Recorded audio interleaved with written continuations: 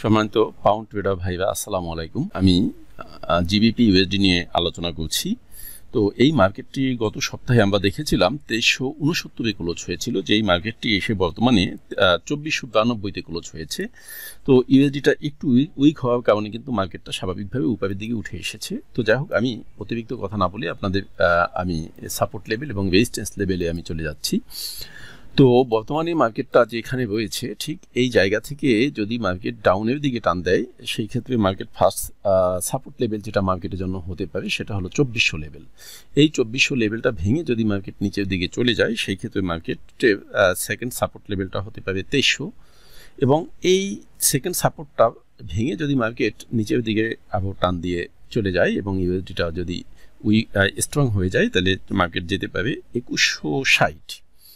তো এই যে তিনটা সাপোর্ট লেভেল আমি আপনাদের সাথে আলোচনা করলাম, তো যদি মার্কেট ডাউনের দিকে না গিয়ে, অর্থাৎ হয় জিবিপি উইক হবে অথবা ইউএসডি স্ট্রং হবে, যদি এমন হয় তাহলে মার্কেট ডাউনের দিকে চলে যাবে।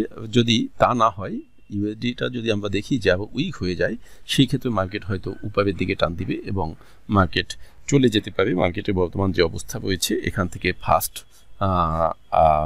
রেজিস্ট্যান্স লেভেল যেটা রয়েছে মার্কেটে, সেটা হলো আপনার বিশেষ করে 2550।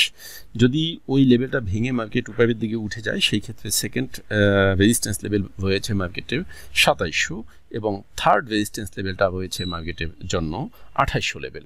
তো আমি খুব সংক্ষিপ্তভাবে আপনাদেরকে এই লেভেলগুলোকে আলোচনা করে দিলাম, কারণ অতিরিক্ত আলোচনা আসলে আপনাদের অনেকের কাছেই হয়তো অনেকটা ভালো লাগে না, অথবা আমিও তো আসলে অনেক ব্যস্ততা ঝামেলার মধ্য দিয়ে আসলে অনেক ঘাটাঘাটনি করে করতে হয়। যদি এটা আপনাদের জন্য অতটা কার্যকারী না হয়, আমার জন্য ভালো হয়। আসলে আমার অতিরিক্ত ঘাটাঘাটনিটা আসলে খুব একটা প্রয়োজন হবে না তাহলে।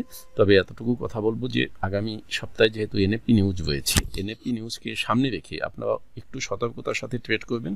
যেমন যেই সপ্তাহে এনএফপি নিউজ থাকে, ওই সপ্তাহে কিন্তু মার্কেটের ভোলাটিলিটিটা অনেক বেশি থাকে, যেটা আপনারা যদি না বুঝে আপনারা উল্টাপাল্টা ট্রেড করেন। আর বিশেষ করে জিবিপি, এটা কিন্তু অনেক হাই ভোলাটিলিটি একটা মার্কেট, যে কোনো সময় হুটহাট করে টান দিয়ে কিন্তু ব্যাপক সে আপ ডাউন হয়ে যেতে পারে, বা করে ফেলে এক টানে সে 200-300 পিপস চলে যাওয়া, এটা কিন্তু তার সাধারণ ক্যারেক্টারের মধ্যেই আছে। অন্যান্য পেয়ারগুলো হয়তো এতটা আপ ডাউন করে না, যেটা জিবিপি ইউএসডি করে থাকে। তো আপনারা এই কারণে বিশেষ করে পাউন্ডের দিকেও আপনাদের নজর রাখতে হবে, ইউএসডির দিকেও নজর রাখতে হবে, কারণ দুইটা আপ ডাউনের কারণেই কিন্তু দুইটা পেয়ারের মানে দুইটা কারেন্সির প্রভাবের কারণেই কিন্তু মার্কেটটা যথেষ্ট পরিমাণ আপ ডাউন হতে পারে। তো যা হোক, সকলে ভালো থাকেন, সুস্থ থাকেন, সকলের সুস্বাস্থ্য কামনায়। আল্লাহ হাফেজ, আসসালামু আলাইকুম।